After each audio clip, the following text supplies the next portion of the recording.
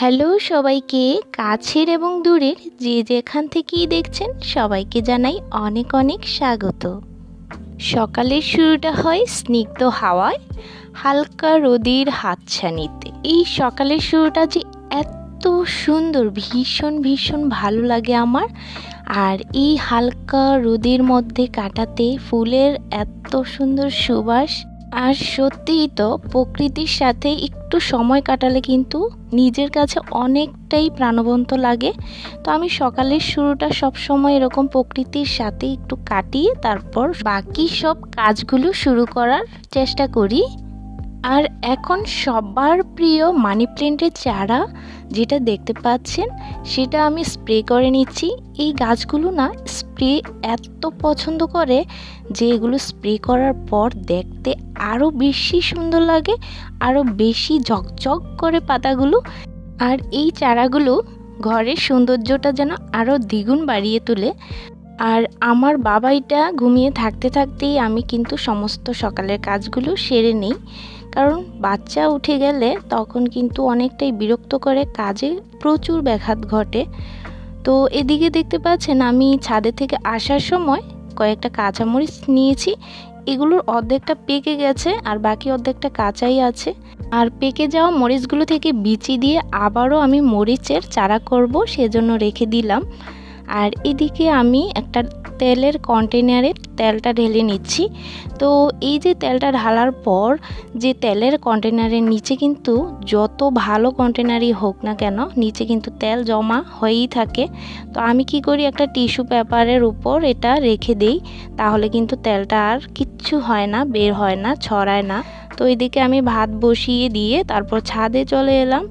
আর এখানে আমি একটা ভিডিও শ্যুট করেছি যেটা হচ্ছে বেসনের, আর সেই ডাল চালগুলোই কিন্তু শুকাতে দেওয়ার জন্য ছাদে এলাম। তো একসাথে আমি দুটো কাজ কিন্তু শেষ করার চেষ্টা করি। তো এইদিকে দেখতে পাচ্ছেন ছাদে কিছু জামা কাপড় রোদে দিয়েছিলাম, তো সেগুলো আমি নিয়ে নিচ্ছি। আর জামা কাপড়গুলো শুকানোর সাথে সাথে নেওয়ার চেষ্টা করতে হয়, কেননা পরবর্তীতে বেশি রোদে থাকার পর জামা কাপড়গুলোর কালারটাও কিন্তু নষ্ট হয়ে যায়। তাই আমি সাথে সাথেই নেওয়ার চেষ্টা করি শুকানোর। তো সবগুলো জামা কাপড় আমি নিয়ে এলাম, আর সাথে সাথেই কিন্তু আমি এগুলো সবগুলো আস্তে আস্তে সুন্দর করে ভাঁজ করে নিব।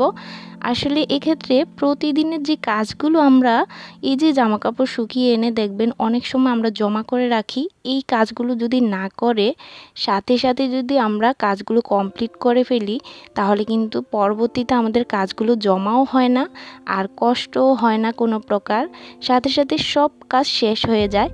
তাই আমরা একের পর এক এই কাজগুলো জমা না করে সাথে সাথে যদি করি তাহলে বেটার হয়, প্রতিদিনের কাজগুলো খুব সহজ হয়ে যায়। আর দেখতে পাচ্ছেন এই যে রোদে দেওয়ার পর সবগুলো কিন্তু কুঁচকে যাওয়ার মতো অবস্থা। তো এগুলো রেখে দিলে জমতে জমতে আরও বেশি খারাপ অবস্থা হয়ে যায়, তখন কিন্তু দেখতে একদম বাজে লাগে। তো আমি সাথে সাথে হাত দিয়ে একদম ডলে তারপর ভাঁজ করে নেই, আর ভাঁজ করার সাথে সাথেই কিন্তু জায়গা মতো আমি এগুলোকে রেখে দিই।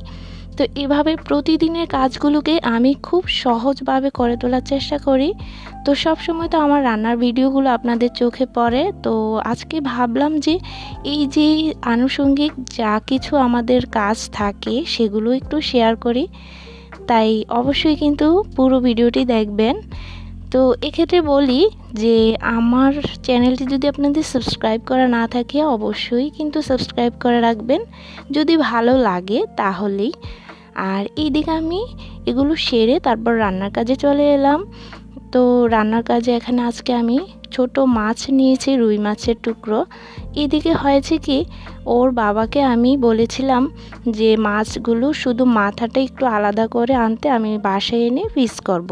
কিন্তু ওর বাবা কি করেছে, একদম পিস করে নিয়ে এসেছে। আসলে বাইরের যে পিসগুলো করে না, ওইগুলো আমার কিন্তু একটু ভালো লাগে না। তারা কি করে, একদম ভারী ভারী করে মাছের টুকরোগুলো করে ফেলে, তো সেটা আমার একদমই ভালো লাগে না। তো আমি কি করেছি, সেগুলো আবারও পাতলা পাতলা করে সবগুলো কেটে নিয়েছি, না হলে মাছগুলো কিন্তু ভাজার সময় সিদ্ধ হয় না।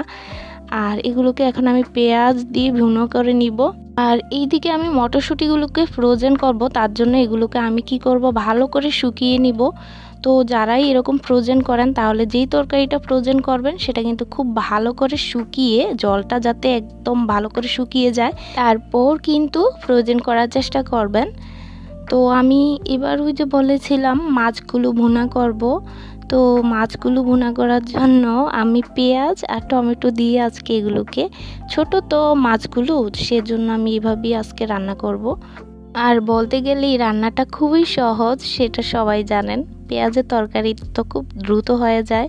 তো যেদিন কাজ একটু বেশি থাকে বা ভিডিও শ্যুট করা থাকে সেদিন আমি কি করি, একটু সিম্পল কিছু রান্না করে নিই যাতে ভিডিও শ্যুটটা খুব সহজ হয়, প্রেশার না পড়ে তার উপর, যাতে কাজটা সহজ হয়ে যায়। তো এরকম ছোট বাচ্চা নিয়ে যাদেরকে এরকম হার্ডওয়ার্কিং কিছু করতে হয় তারা কিন্তু অবশ্যই বোঝেন যে কিভাবে ঘরের কাজ সামলে তারপর আউট কিছু করতে হয়। আর এই ছোট্ট বোনটাকে একটু সাপোর্ট করার জন্য কিন্তু পাশেই থাকবেন। আজকের মতো বিদায়।